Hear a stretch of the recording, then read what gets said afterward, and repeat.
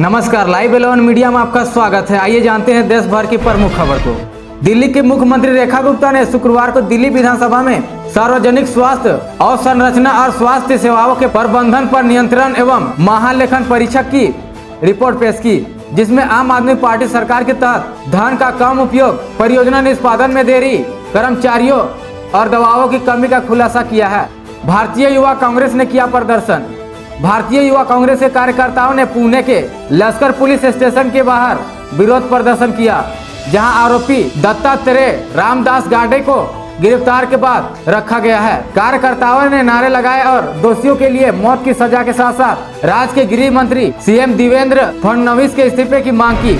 आतिशी के पत्र का विजेंद्र गुप्ता ने दिया जवाब। दिल्ली विधानसभा अध्यक्ष विजेंद्र गुप्ता ने आम आदमी पार्टी विधायक और विपक्ष की नेता आतिशी के पत्र का जवाब देते हुए लिखा, नियम 277.3 डी में स्पष्ट रूप से कहा गया है कि सदन की सेवा से निलंबित किए गए सदस्य को सदन के परिसर में प्रवेश करने और सदन और समितियों की कार्यवाही में भाग लेने से रोक दिया जाएगा। यूरोप और भारत एक साथ आ रहे हैं। प्रधानमंत्री के साथ संयुक्त प्रेस वक्तव्य के दौरान यूरोपीय आयोग की अध्यक्ष उर्सुला वान डेर लेयर ने कहा, आज कोई समान दिन नहीं है और जैसा कि मैंने समाचारों में पढ़ा है, ग्रह भी एक साथ आ रहे हैं। सौर मंडल में 7 ग्रह एकदम सही संरेखण में आ गए हैं। यह एक बहुत ही शानदार घटना है और कहा जाता है कि यह घटना विकास और परिवर्तन का संकेत देती है। माना गांव में बर्फ में फंसे 10 मजदूरों को बचा लिया गया। पुलिस मुख्यालय के प्रवक्ता आईजी नीलेश आनंद भरने ने एनआईए को बताया, सीमा क्षेत्र राना में ब्रो के कैंप के पास हिमस्खलन हुआ है, जिसमें सड़क निर्माण में लगे 57 मजदूर फंस गए हैं। इस मजदूरों में से 10 मजदूर को बचा लिया गया है और गंभीर हालत में राना के पास सेना के कैंप में भेज दिया गया है।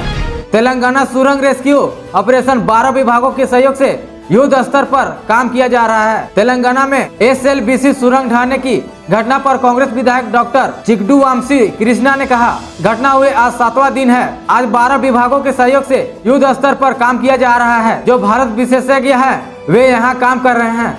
मुझे उम्मीद है कि आज शाम तक ज्यादातर कीचड़ हटा दिया जाएगा। जिन लोगों को सिंगरेनी खानदानों में काम करने का अनुभव है वे यहाँ है। मुंबई में समुद्र में जा रही एक बोट में आग लग गई। बोट पर 8 लोग सवार थे। हालांकि किसी के घायल होने की कोई सूचना नहीं है। सभी सवार सुरक्षित है। रायगढ़ एसपी ने इस बारे में जानकारी देते हुए कहा, रायगढ़ जिले के अलीबाग में तट से 6 से 7 समुद्र मील दूर राकेशगंज की मछली पकड़ने वाली नाव में सुबह 3 से 4 बजे आसपास आग लग गई। भारत तट रक्षण और भारतीय नौसेना ने नाव से चालक दल के सभी 18 सदस्यों को सुरक्षित बचा गया है। संभल की जामा मस्जिद का दोबारा व्यापक सर्वे होगा। संभल की जामा मस्जिद में एएसआई की रिपोर्ट के बाद इलाहाबाद हाईकोर्ट ने कहा कि रमजान से पहले मस्जिद में साफ सफाई भी एएसआई के निरीक्षण में होगी। अदालत ने कहा कि मस्जिद की ऐतिहासिक अंदरूनी संरचना में भी बदलाव किए गए हैं। कोर्ट ने आदेश दिया है कि मस्जिद का दोबारा व्यापक सर्वे होगा।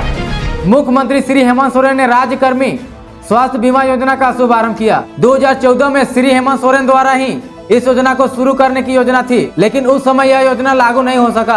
पुनः मुख्यमंत्री बनने के बाद योजना का लाभ राज्य कर्मियों को दिया जा रहा है। इन राज्यों के कर्मियों को जिस तरह से पुरानी पेंशन योजना से नवाजा गया है, उस तरह इन्हें स्वास्थ्य बीमा योजना से जोड़ा है। अब राज्य कर्मी अपना इलाज करा सकेंगे। राज्य कर्मियों, पेंशनधारियों, अधिवक्तागण और उनके आश्रितों का योजना का लाभ मिलेगा। संभल की जामा मस्जिद का दोबारा व्यापक सर्वे होगा। दिल्ली की सुरक्षा पर गृह मंत्री अमित शाह ने आज बड़ी बैठक की। केंद्र और दिल्ली सरकार की कानून व्यवस्था पर यह बैठक की गई। मीटिंग में दिल्ली की सीएम रेखा गुप्ता भी मौजूद रही। समाजवादी पार्टी समाप्तवादी पार्टी बनने जा रही है। केशव प्रसाद मौर्य, उत्तर प्रदेश उप मुख्यमंत्री केशव प्रसाद मौर्य ने कहा, 2027 में तीसरी बार 2017 के तहत भाजपा सरकार की सरकार बड़े बहुमत से बनने जा रही है। समाजवादी पार्टी का भविष्य अंधकार में है। उनके नाम में बड़ा छेद है और उनमें जो लोग बैठे हैं अभी भी उतरकर भागने की तैयारी में हैं। नाव डूबने वाली है। समाजवादी पार्टी समाप्तवादी पार्टी बनने जा रही है।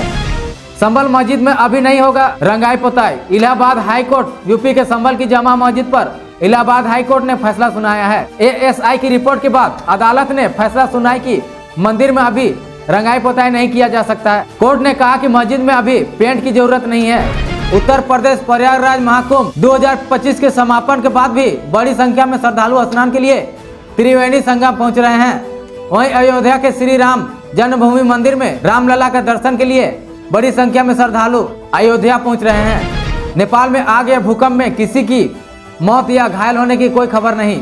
नेपाल में शुक्रवार तड़के रिक्टर पैमाने पर 6.1 तीव्रता का भूकंप आया। नेपाल पुलिस के डीआईजी दिनेश कुमार ने बताया, सुबह आए भूकंप के कारण किसी की मौत या घायल होने की कोई खबर नहीं है। भूकंप केंद्र ने भी बुनियादी ढांचे को कोई बड़ा नुकसान होने की खबर नहीं है। धन्यवाद।